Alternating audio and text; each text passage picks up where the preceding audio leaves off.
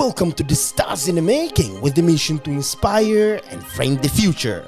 On this episode, the star is Ravjot Mehek Singh, the award filmmaker and art activist.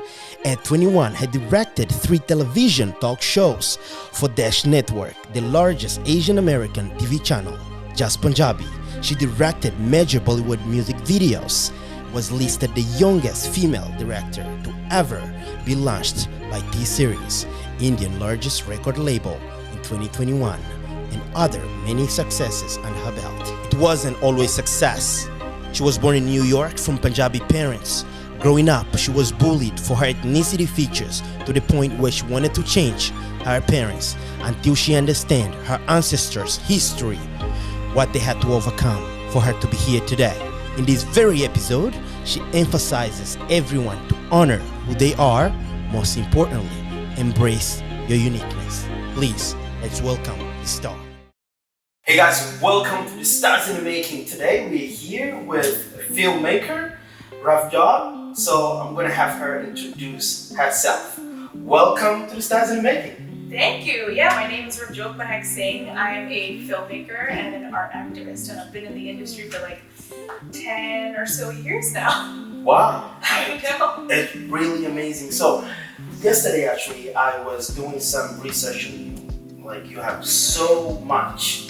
Really, you have so much. I didn't even know where to start. Oh my So- gosh, please. What time, like how old you were when you started filmmaking?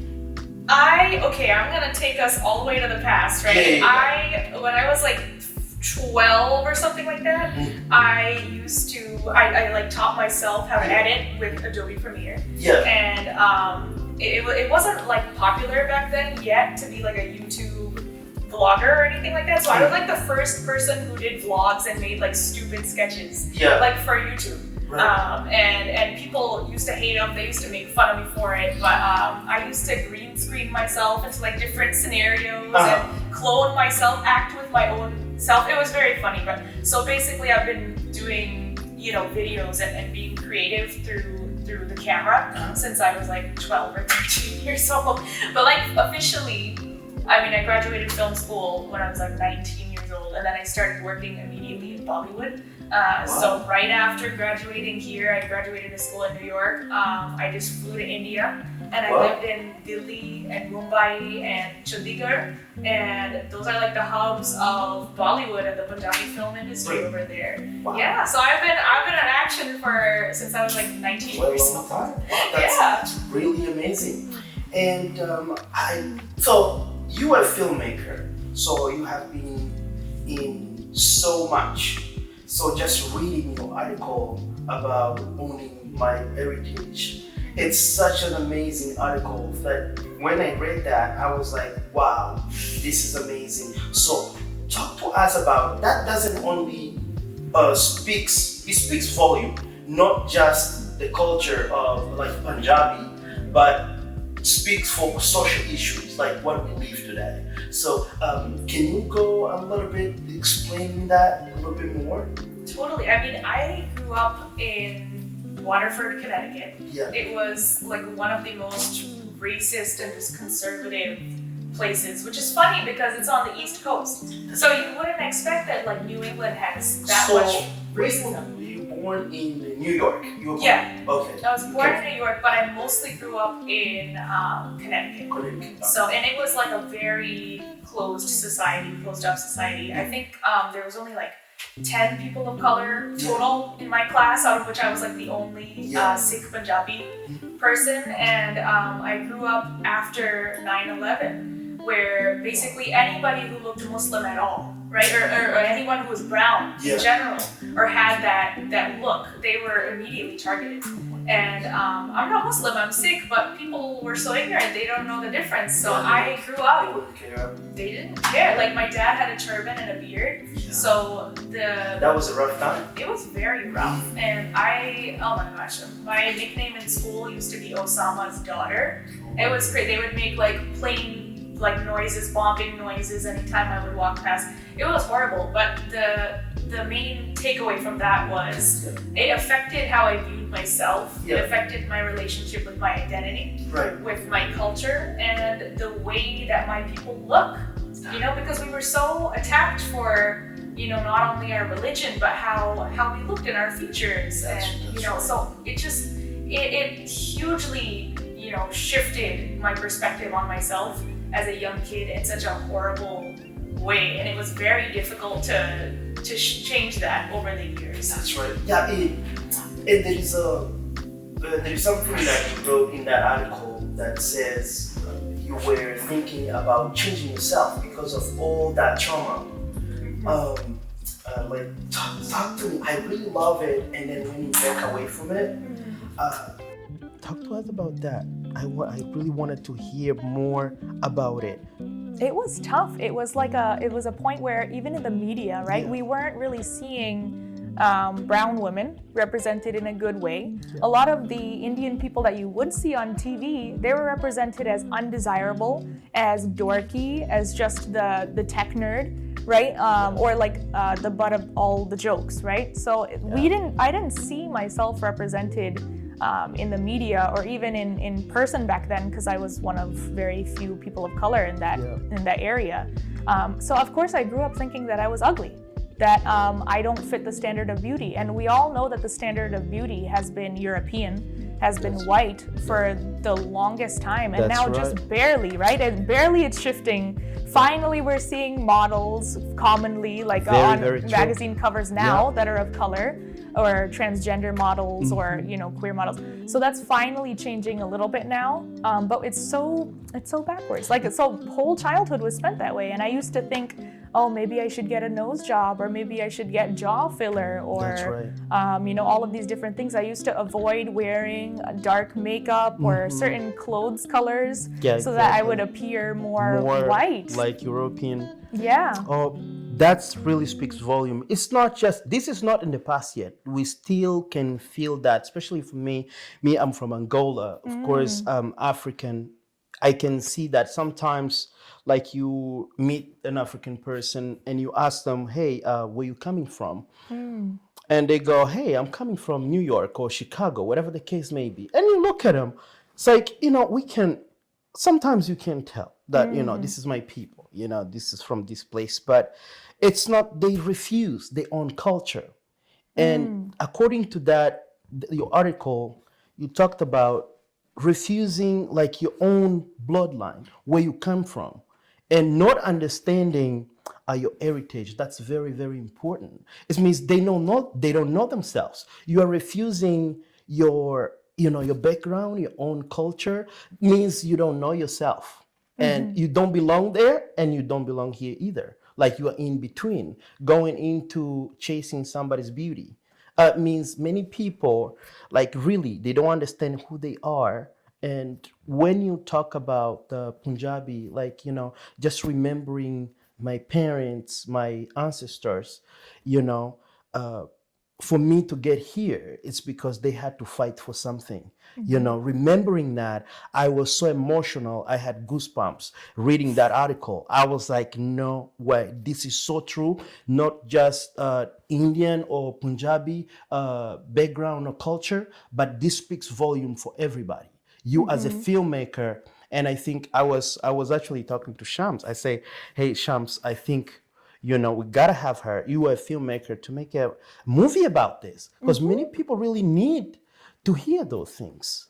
And I really love that so much in a deep sense. Thank you. You know, I'm just hearing you talk too. It's a universal experience for people of color. Exactly. Yeah, anyone who doesn't fit that, you know, what the West has taught us is normal.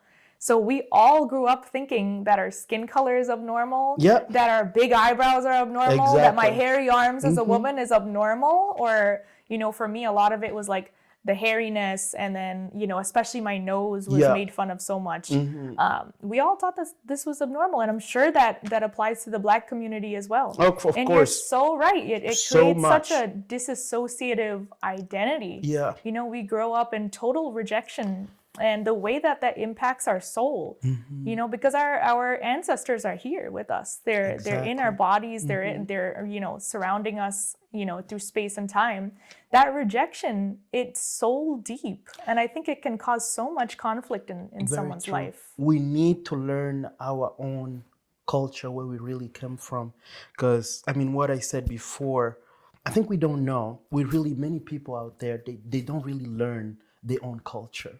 Do you see sometimes in schools, in schools here, they really don't teach these things, Not at all. universities, they don't. Yeah. And I think it comes up to the country, to the the education system. Doesn't matter if it's in India, Africa, whatever, Asia.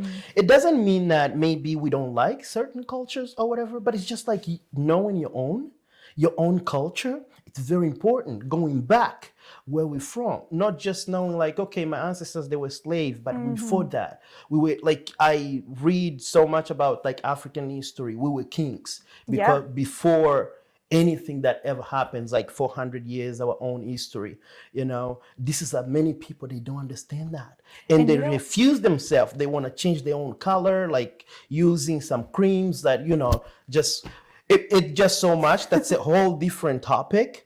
But I want to go. No, but I'm glad you brought that up, because like even for like the Black community, right? Right. Only focusing on the fact that recent history was enslaved is such a horrible disservice to the fact that you guys were owning your own lands. You had a beautiful civilization beforehand. You had beautiful religions and culture. So it's such a disservice to only remember certain parts of negative history, and then the way that you embody that, right? The way that impacts your psychology as being someone who's not confident or always feels submissive to somebody else. Yeah. So I wish more people would say the things that you're talking about right now. That's right. And I also think that there is books like people should read more, that they don't really put it out there, that there is all this information. And nowadays, like the youth, I think they don't nobody cares about doing research or reading and stuff like that. Like, they only cares about like whatever they read in school, that's what it is. On their own, they don't do research, they don't do nothing. I think that's really what we're lacking. Like myself, I always say, I really don't like reading. I hate it, but I do it because I want to find answers. Like everything that you see, and you can tell nothing is accurate, nothing at all. Yeah. But when you go like really find certain books, certain actors, authors, whatever, you can find really good information out there. Totally. So I think you as a filmmaker, you love to read? I actually used to love to read way more than I have time to do now. You're a storyteller. I know, storyteller. Yeah. I used to write a lot and I used to read a lot. Like I used to be one of those kids who could like read like a big book in just like 2 or 3 days. Yeah. And my parents are Asian, so they loved that. Right. They thought I was maybe going to use that in a different career, like maybe becoming a doctor or a lawyer or something like that. But I was like, surprise! I'm going to use it to tell stories and be a filmmaker. Wow, thank you about that. Yeah. Talk to us about that. It's like, so growing up, your parents wanted you to be a doctor? Is that? Oh yeah, definitely. Talk to me about that. My dad was the first educated person in our whole family tree, like someone to be educated. So It was like a big thing, and like I think I was always a smart kid. Yeah. And I was good at like science and medical things. I'm still very good at medical things. So sometimes they'll be like, you could have used all that like knowledge and medical talent to like become a doctor, but they were very supportive. So I don't want to paint them in a wrong picture. Oh, so they supported you becoming a filmmaker. They did. They had always been like around to see that I was always doing like little film projects when I was at home, right? Oh, wow. Like when I was 12 or 13, they were involved in sometimes helping me film for stuff. So I think they had known for a long time that I have a lot of art and a lot of talent with art.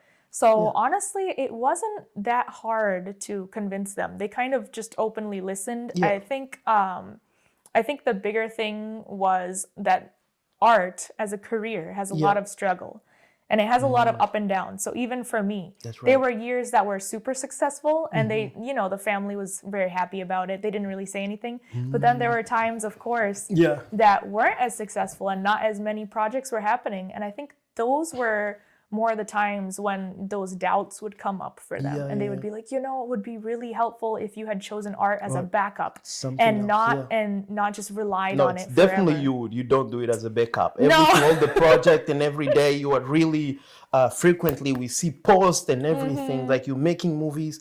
And talking about movies, you have 2 projects coming up. Is that correct? I have a lot of projects coming up. Oh my goodness. I know. It's hard for me to keep track. The way that I've been keeping track for like my own clarity at this point is like in the next 4 months, how many do I have coming up? So, but yeah, we just finished wrapping one of them. That's correct. I was filming in Cape Cod. Yeah, the two movies that you just done for these recently. Yeah. Is that correct? Yes. Talk to us about that. One of them is called Watchful Eye. I was the producer for it and the art director.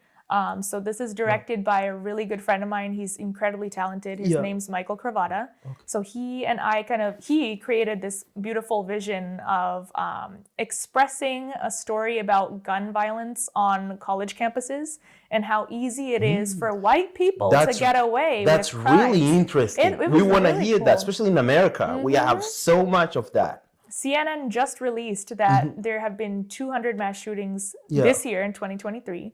And that's way more than the number of days that have 200 gun shootings. 200 mass shootings, not just guns, but mass shooting. Yeah. Oh my goodness. I didn't even look it up. Wow. I don't even know how they're keeping track of it at this point. So you guys making a movie regarding that? Yeah, you just wrapped it up. Yeah, we just wrapped it up. It was a really great experience. But he was like the creative genius behind it all. I was just there helping produce it. Yeah. And I think it was an awesome experience. And we really approached the topic with a lot of sensitivity and with a lot of compassion and care. True. Because this is, at this point, with 200 mass shootings just this year, at this point, everybody's sensitive to it. Everybody's on edge. So we wanted to make sure that we were telling a story that is impactful, that is to the point, but is also keeping our cast and crew and everybody involved in a safe mindset. So, and I think it went beautifully. Like, we're very, very happy with everything. We are waiting. We're going to wait to watch that movie. I know, it's going to be out. I can't wait. It's going to be out soon. Awesome. So what is the second project that you have? The second one is a film that I've been working on since 2021. It's called Afghans in Boston, and it's about the refugees that came from Afghanistan when the United States withdrew from Afghanistan in 2021, which was a huge issue. It disrupted their whole system. It really removed the stability that the country had for the past couple decades. And so I actually got in touch with some folks who were on the very few airships that we sent over to Afghanistan when they were evacuating people who had worked with the government here. So I managed to talk to some wonderful families. And it was very interesting because, of course, the stories themselves were horrible, but also very inspirational as to how they overcame it.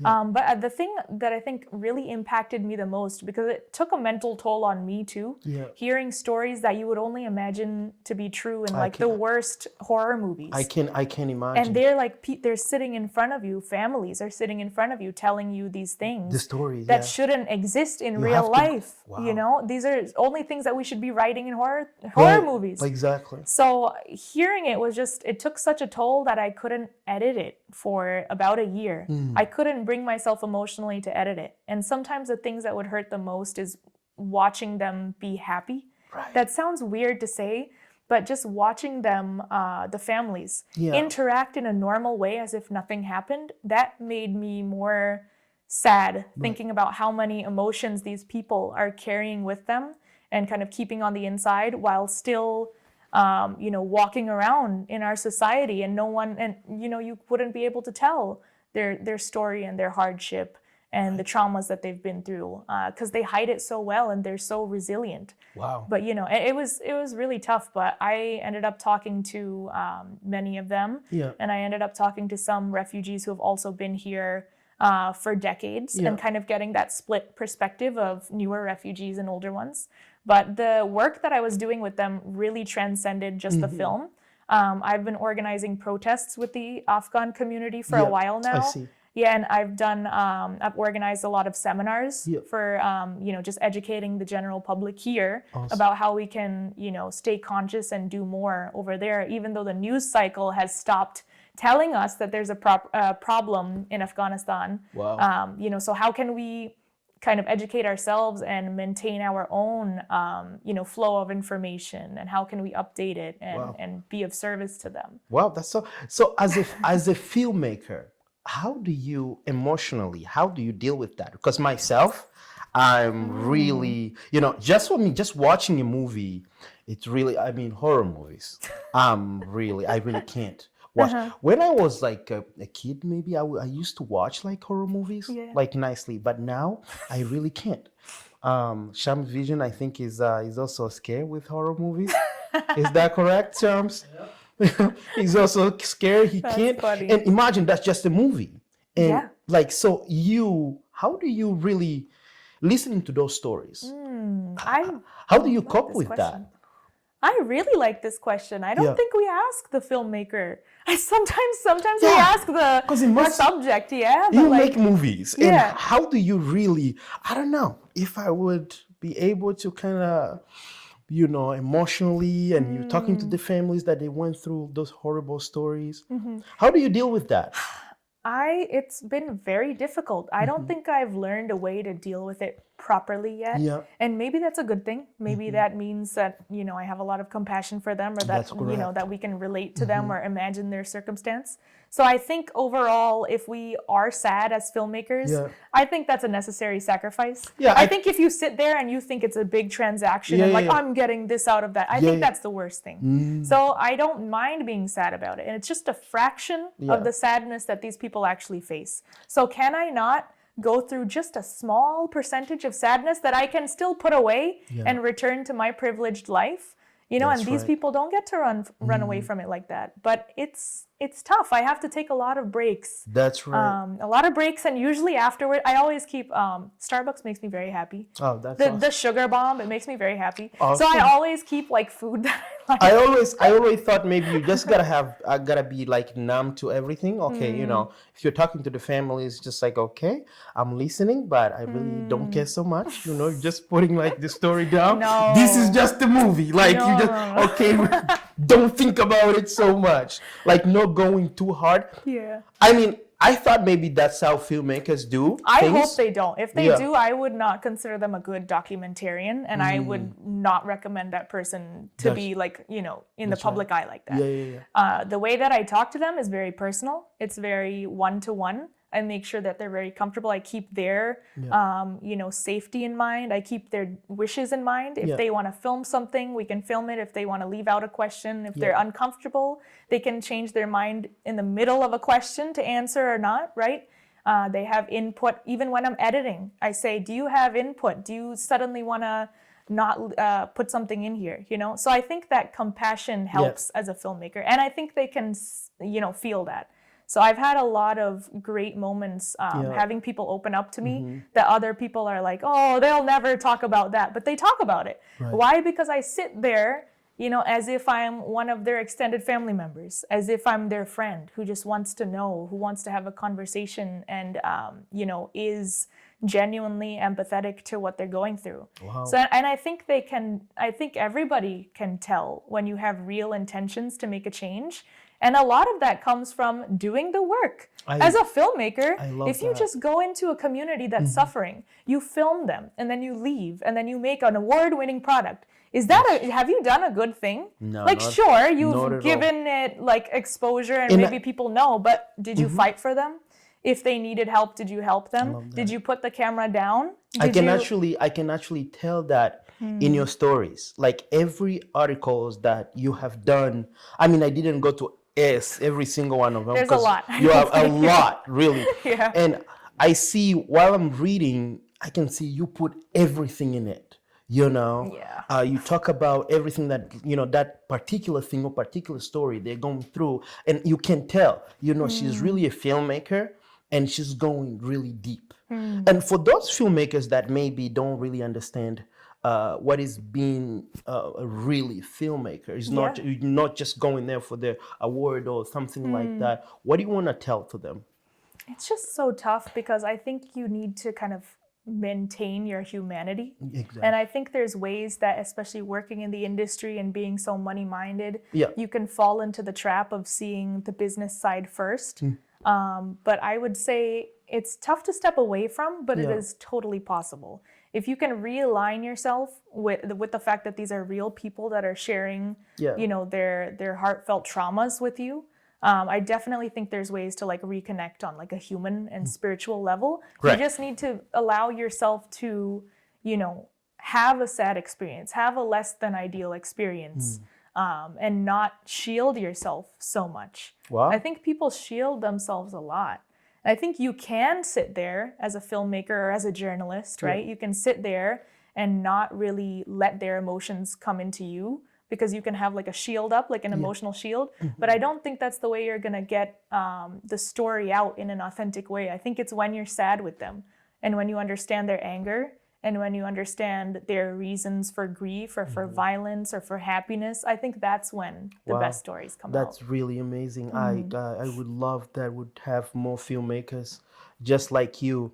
And we go back to that article because I love it so much, talking about the heritage of your body and owning the culture. So I see many, foreigners, okay? You were born here. You are from this land, but you are really attached to where your heritage is from, and you're making movies. You are into social, problems. What is something that you would tell for those ones that they maybe don't know themselves? I can see that I'm being very honest. They came from somewhere, whatever, in Africa or Asia, whatever the case may be. When they get here, they try to be like, okay, I'm American. They don't feel comfortable with where they're from. You ask them, like, I already asked that. But for you, this is very important because you were from New York. You were born in New York, and I see how attached you are with your culture. Yeah. So what is like a one thing that you would tell someone who is refusing for his heritage, for where they're from? I don't even think that I could say it as just one thing. I think it's a whole dialogue, right? That's another documentary that we have to make. I know, but it's like, why are you letting the Western world, right? Why are you letting the European world that has already dominated, so many cultures? Why are you letting them dominate you again in the modern world when you have this opportunity to bring yourself and your culture forward? And I think it's like a confidence thing. And I think it's a thing of not assimilating. Yeah. So, and I was a victim of that. I assimilated. Like, I was just a few months away. I even called like a cosmetic surgeon and stuff. Like when I was 18, I was going to do it secretly from my parents because they would have really hated it if I changed my face. And I think I said that in the article too. Yeah, you say that in the article. This is the face of a warrior. So you were about to do like your face job. Yeah, I was. Remember, you were beautiful. Thank you. Young lady. And what is that? Shams. Shams can confirm that. She's a model and she's the Shams. But like, it's just tough. It's like, it's very easy to let the Western world win. But I think if you start to look at it as a rebellion, as a way to channel that warrior energy and say, no, I'm not going to look like you, or I'm not going to forget where I came from. Plus, America is supposed to be a place for everybody. And it's our misfortune. Yeah, it really is. Everybody's coming from somewhere. Yeah, here exactly. in America, but it is what it is.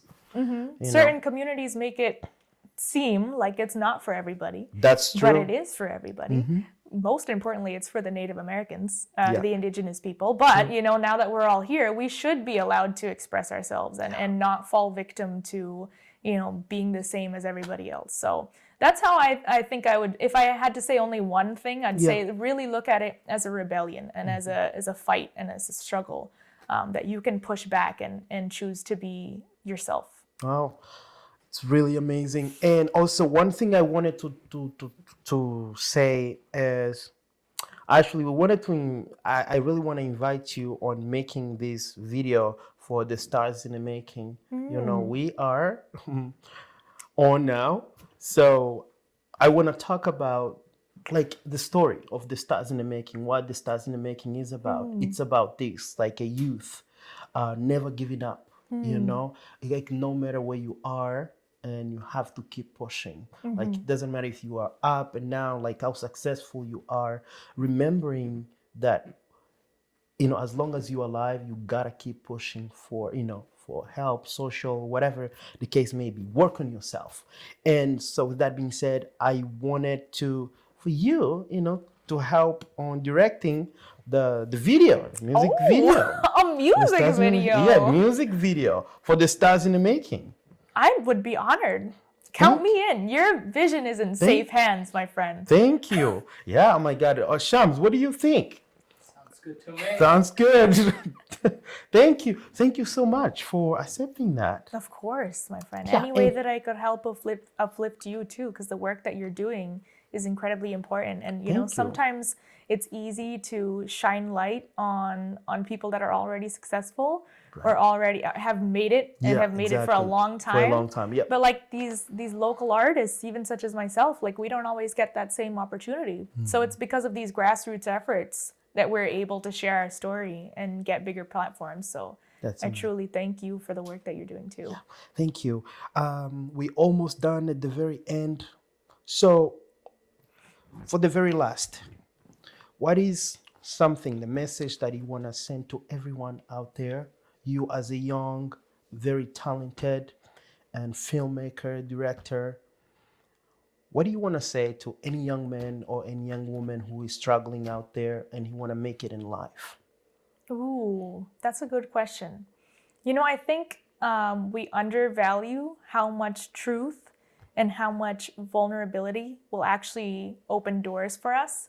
Sometimes putting up this shield and this fake ego, it doesn't help your case, you know? So I think one thing is when I started to become more honest and more transparent and allowing people to see that I'm struggling or allowing people to see that, yeah, I have conflict with, you know, my identity or my heritage or, you know, it was very hard to get into the film industry as a woman. You know, when you start to be open about these things, truth attracts more truth. And there's so many wonderful people out there that want to uplift people who are vulnerable and speak the truth.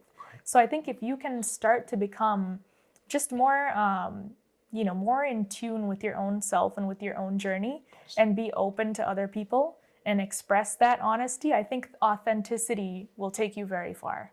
Wow, that's such an amazing response for that answer.